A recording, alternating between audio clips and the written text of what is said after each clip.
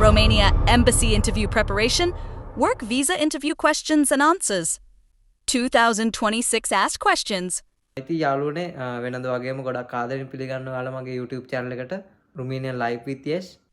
ඉතින් මම අද ඔයාලත් එක්ක කතා කරන්න යන්නේ මෙන්න මේ දේවල්. Romania Work Visa Embassy Interview Guide. Introduction. Qualities the embassy checks. Documents to bring for the embassy interview. What to do if the visa gets rejected. How to behave on the embassy day. Common embassy interview questions. Important advice. Conclusion. ඉතින් මාත් මීට අවුරුද්දකට කලින් embassy interview එකට face කරලා ආපු කෙනෙක්. ඉතින් මම දන්නවා සාමාන්‍යයෙන් එම්බසි ඉන්ටර්විව් එකේ ෆේස් කරන්න ඕන විදිය. Romania Work Visa Embassy Interview Guide. Introduction. Interview එකෙන් ෆේල් වෙන තැනක් නැත්නම් වීසා රිජෙක්ට් වෙන තැනක් තමයි. උදේ තමයි මට ෆේස් කරන්න යන්න තිබ්බ ඉන්ටර්විව් එකට. මම බැලුවට පස්සේ මගේ නමේ අකුරක් වැරදි. එක අකුරක්. ඒක අනිවාර්යෙන් අකුරක් වැරදුනත් වීසා රිජෙක්ට් වෙනවා. ඒක ෂුවර්.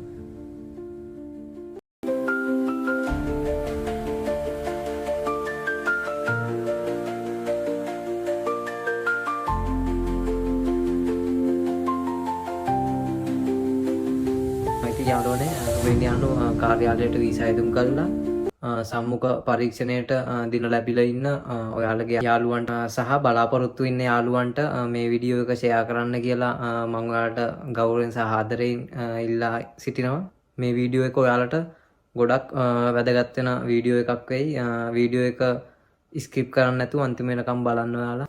ඉතින් මාත් රුමේනියාවට ඇවිල්ලා දැන් අවුරුද්දක විතර කාලයක් වෙන්නේ. ඉතින් මාත් මීට අවුරුද්දකට කලින් එම්බසි ඉන්ටර්විව් එකට ෆේස් කරලා ආපු කෙනෙක්. ඉතින් මම දන්නවා සාමාන්‍යයෙන් එම්බසි ඉන්ටර්විව් එකේ ෆේස් කරන්න ඕන විදිය සහ මගේ අත්දැකීම් ඒ හැමදේම ඔයාලත් එක්ක මේ වීඩියෝ එකෙන් මම බෙදා ගන්නවා. වීසා රිජෙක්ට් වුණොත් වීසා ආපහු ඇප්ලයි කරන්නේ කොහොමද? ඒ දේවල් හැම දෙයක්ම මේ වීඩියෝ එකෙන් මම ඔයාලත් එක්ක කතා කරනවා. වීඩියෝ එක අන්තිම වෙනකන් ඔයාලා බලාගෙන ඉන්න. ඉතින් ඇත්තටම මූලික වශයෙන් ඔයාලට කියන්න ඕන අපි ඉන්ටර්විව් කරන වගේම අපේ බාහිර පෙනුමනුත් එයාලා ඉන්ටර්විව් කරනවා. බෝයි කෙනෙක් නම් ඔෆිස් කිට් එක ඇඳලා කළු ෂූස් දෙක දාලා අද්දික ෂර්ට් එක ඇඳලා යට කරලා ඒ විදිහට යන්න ඕන. ගර්ල්ස් කෙනෙක් නම් ඒත් එහෙම තමයි කළු ෂූස් දෙක දාලා ඔෆිස් කිට් එකක් වගේ ඇඳලා ස්කර්ට් නම් ස්කර්ට් එකක් වගේ ඇඳලා ගර්ල්ස් වලත් පිළිවෙලට යන්න ඕන. බෝයිස්ලා නම් රැවුල කපලා කොණ්ඩ කපලා කොණ්ඩ කලර් කරලා තියෙනම් ඒව කළු කරලා කරාපු දාලා තියෙනම් ඒව ගලවලා ඔයාලගේ ටැටූස් තියෙනම් ඒවා පොඩ්ඩක් කවර් වෙන විදියට අපේ ඩ්‍රෙස් එක ඇඳලා ඒ විදියට යනවා නම් ගොඩක් හොඳයි. එතකොට එතන ඉන්ටර්විව් එකට ගිහිල්ලා ඔයාලා ගොඩක් බයෙන් වගේ ඉන්නේ නැතුව කන්සියුලට මූණ දෙන්න එයාගේ අයි කන්ටැක්ට් එක තියාගන්න අනිවාර්යෙන්ම. ඒ කියන්නේ එයාගේ ඇස් දෙක දිහා බලලා ඔයාලා කතා කරන්න. එයාලා ඒ වයින්ුත් බලනවා ඔයාලගේ පර්සනැලිටි එක. අනිවාර්යෙන් බය වෙලා වගේ උත්තර දෙන්න එපා. එතනට ගිහිල්ලා ඒ විදිහට උත්තර දෙන්න. ඊට අමතරව ඔයාලට මොනවා හරි දෙයක් ඇහුන්නේ වගේ වෙනවනම් excuse me හරි can you repeat again කියලා හරි කන්සියුලර්ට කියන්න. ඔයාලට මොනවා හරි අපැහැදිලි දෙයක් ඇහුනොතින් කොයිම වෙලේකවත් කන්සියුලර්ට ඔයාලට මොනවා හරි දෙයක් අපැහැදිලි වුණොත් කන්සියුලර්ට ඒ වගේ විදියට කතා කරන්න එපා. අර මං කිව්ව විදියට excuse me නැත්තම් can you repeat again කියලා කතා කරන්න. ඊට පස්සේ එයා ආයේ ප්‍රශ්නේ වාට ඉදිරිපත් කරાવી. ගොඩක් අය ඉන්ටර්විව් එකෙන් ෆේල් වෙන තැනක් නැත්නම් වීසා රිජෙක්ට් වෙන තැනක් තමයි ඉංග්‍රීසි කතා කරන්න පුළුවන් වුණත් අපිත් එක්ක කතා කරන කෙනා ඒ කියන්නේ රුමේනියන් අයට ගොඩක් ඉංග්‍රීසි කතා කරන්න අපහසුයි. ඒ කෙනා ඉංග්‍රීසි ප්‍රොනවුන්ස් කරන විදිය අනුව අපිට ඇහෙන විදිය ගොඩක් වෙනස්. එතකොට අපිට උත්තර දී ගන්න බැරි වෙනවා. එතකොට ඒ හේතු නිසා තමයි ගොඩක් වීසා රිජෙක්ට් වෙන්නේ. කියන්නේ යාළ කියන දේ අපිට තේරුම් ගන්න බැරුව අපිට උත්තර දෙන්න බැරි වුණාට පස්සේ අපිව රිජෙක්ට් වෙනවා. ඒ නිසා මම ඔයාලට ගොඩක් ඒ කොළුවට යන විදියට වොයිස් දාලා වීඩියෝ ක්ලිප් එකක් හැදුවා. ඔයාලට මේ වීඩියෝ එක කනට හුරු කරගන්න ඔයාලට බය නැතුව ෆේස් කරන්න පුළුවන් වෙයි කන්සියුල ඉස්සරහා. Consular officer, good morning. Please give me your documents. Applicant. Good morning, madam. Sure. What is your name? My name is Ashan. Why do you want to go to Romania? ඇයි ඔයා රුමේනියාව වගේ රටක් තෝරගත්තේ කියලා තමයි අහන්නේ. Applicant. 1. I am going to Romania for work. 2. Good country to work and earn money. 3. Company provides accommodation and other facilities. එතකොට අපිට උත්තර දෙන්න පුළුවන් මෙහෙම රුමේනියාව හොඳ රටක් නිසා රුමේනියාව සල්ලි හම්බ කරන්න පුළුවන් රටක් කම්පැනි එකෙන් අපිට ෆුඩ් එකමඩේෂන් ට්‍රාන්ස්පෝර්ට් ඒ දේවල් දෙන්න නිසා අපි රුමේනියාව තෝරගත්ත කියලා ඔයාලට උත්තර දෙන්න පුළුවන්. What job will you do in Romania? ඔයාගේ රුමේනියාවේ ජොබ් එක මොකක්ද? I will work as a restaurant. ඔයාලගේ වර්ක් පර්මිට් එකේ තියෙන ජොබ් එක බලලා ඔයාලට ඒකට උත්තර දෙන්න පුළුවන්. Do you have experience for this job? Yes, madam. I have experience. මෙතන ඔයාලගේ එක්ස්පීරියන්ස් එක අවුරුදු කීයක්ද කියලාත් එකපාරම කියන්න. Which company are you going to work for? ඔයාලා යන කම්පැනි නම අහන්න මේ විදියට. I am going to work for Sufro Company. Do you know your salary? Yes, madam. My salary is €600. Are you married? Applicant. Yes, madam. How long do you plan to stay in Romania? මේ ප්‍රශ්නයත් ගොඩක් වැදගත් ප්‍රශ්නයක්. මේ අහන්නේ ඔයා කොච්චර කාලයක් රුමේනියාවේ ඉන්න බලාපොරොත්තු වෙනවද කියලා. එතකොට ඔයාලා අනිවාර්යයෙන්ම කොන්ට්‍රැක්ට් එකේ තියෙන අවුරුදු දෙක නම් 2 years කියලා ඒකට උත්තර දෙන්න I plan to stay for 2 years. After 2 years, what will you do? මේ ප්‍රශ්නෙත් ගොඩක් වැදගත් එකක්. ඒ අහන්නේ අවුරුදු දෙකකින් පස්සේ ඔයාලා මොකද කරන්න කියලා. කියන කොන්ට්‍රැක්ට් එක උනාට පස්සේ එතනදී ඔයාලා අනිවාර්යෙන් උත්තර දෙන්න ඕන ආපහු ලංකාවට යනවායි කියලා අනිවාර්යෙන් කියන්න ඕන. After finishing my contract, I will return to my country. How long is your probation period? මෙතනදී අහන්නේ ඔයාලගේ පරිවාස කාලය කොච්චරද කියලා. එතනදී ඔයාලට උත්තර දෙන්න පුළුවන් දින 90ක් නැත්නම් මාස 3ක් කියලා උත්තර දෙන්න පුළුවන්. My probation period is 90 days, 3 months. How many annual leaves do you have? මෙතනදී අහන්නේ අවුරුද්දට කොච්චර ඔයාලගේ වාර්ෂික නිවාඩු තියෙනවද කියලා. එතකොට ඒකට අනිවාර්යෙන් දින 20 21ක් කියලා කියන්න පුළුවන්. I have 21 days of annual leave per year. Consular officer, how long is your contract? Applicant. My contract is for 2 years. How many days do you work per week? මේ ප්‍රශ්නේ සහ ඊළඟ ප්‍රශ්නේ ගොඩක් වැදගත් ප්‍රශ්නයක්. ඔයාලගේ කොන්ට්‍රැක්ට් එකේ ඔයාලගේ විස්තර බලාගෙන යන්න. ඒ අහන්නේ සතියට කොච්චර දවස් වැඩද, දවසට පැය කීයක් වැඩද කියලා. ඒ ප්‍රශ්නෙත් ඔයාලා හොඳට බලාගෙන යන්න. I work 5 days per week. How many hours do you work per day? I work 8 hours per day. Consular officer, do you have any friends or relatives in other European countries like Italy or France?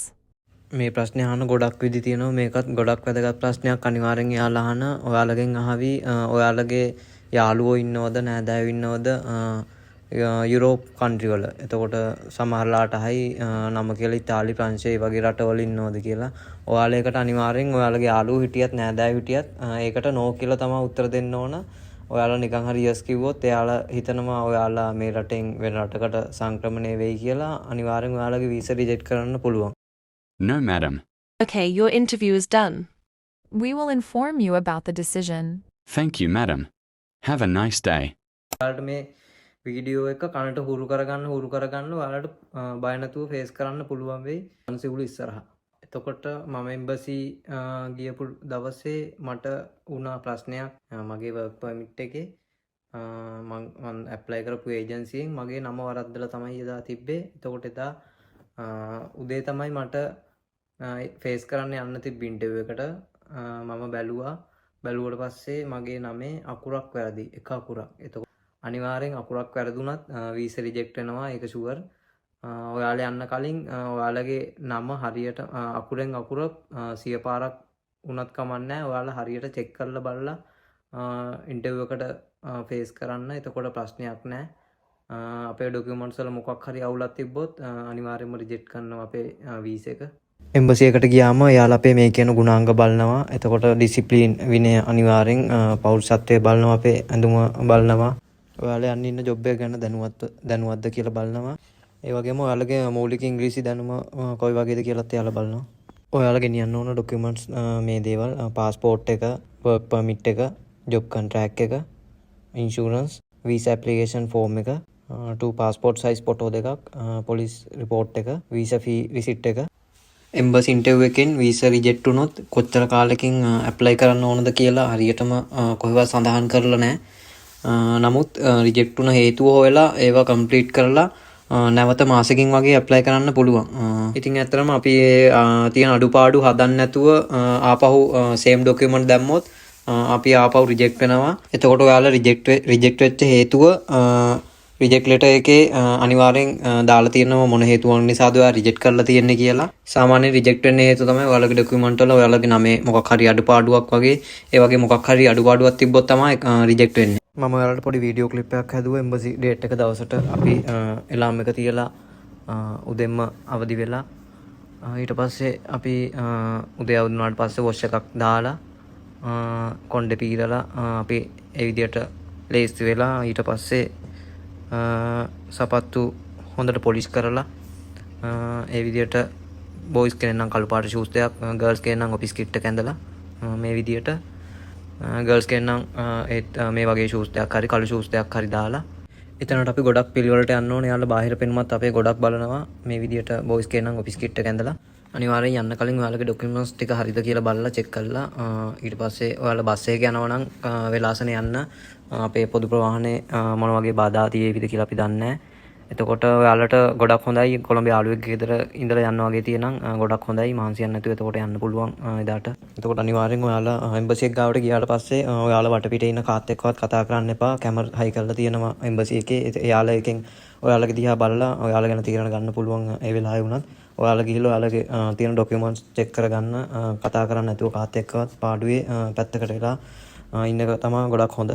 ඔයාලා කන්සියුලර් ගාවට ගියාට පස්සේ මේයි කමින් madam කියලා අහලා එයා ගාව වාඩි වෙලා තැන්ක් යූ කියලා උදේ යනවා නම් ඔයාලා ගුඩ් මෝර්නින් මැඩම් කියලා ඒ විදියට තමයි මුලින් එයා ගාව හැසිරෙන්න ඕන ගොඩක් ඩිසිප්ලින් තියාගෙන. අනිවාර්යෙන් ඔයා කන්සියුලර් ගාව වාඩි වුණාට පස්සේ අයි කන්ටැක්ට් තියාගන්න. එයාගේ මූණ දිහා බලාගෙන උත්තර දෙන්න වටපිට බලන්න ඒව නැතුව එයාගේ දිහා බලාගෙනම එයා අහන දෙයට විතරක් උත්තර දෙන්න. මේ කියන විදියට ඔයාලා එම්බසි ඉන්ටර්විව් එකට මුහුණ දුන්නොත් ඔයාලට කිසි ප්‍රශ්නයක් නැතුව එම්බසි එකේ වීසා ලබා ගන්න. හිතනවා ඔයාලට මේ වීඩියෝ එක ගොඩක් වැදගත් වෙන්නේ නැති. ඔයාලට මේ වීඩියෝ එක ඇත්තටම වැදගත් වුණා නම් ඔයාලගේ යාළුවන්ටත් දැනගන්න මේ වීඩියෝ එක ෂෙයා කරන්න. මේ වගේ තව වීඩියෝ වලට බලන්න පුළුවන් මගේ channel එක subscribe කරලා තියාගන්න. අනිවාර්යෙන් ඔයාලට ජය වෙන්න කියලා මම ප්‍රාර්ථනා කරනවා. එහෙනම් ඔයාලා හැමෝම මේ කිව්ව විදියට එම්බසි ඉන්ටර්විව් එකට ෆේස් කරලා අනිවාර්යෙන් ඉන්ටර්විව් පාස් වෙලා රුමේනියාවට එන්න ලැබෙන්න කියලා මම ප්‍රාර්ථනා කරනවා. එහෙනම් ඔයාලට මේ වීඩියෝ එක වැදගත් වුණා නම් ලයික් එකක් දාන්න. තව මේ වගේ වීඩියෝ ඔයාලට ඕන නම් අනිවාර්යෙන් මගේ channel එක subscribe කරලා තියාගන්න.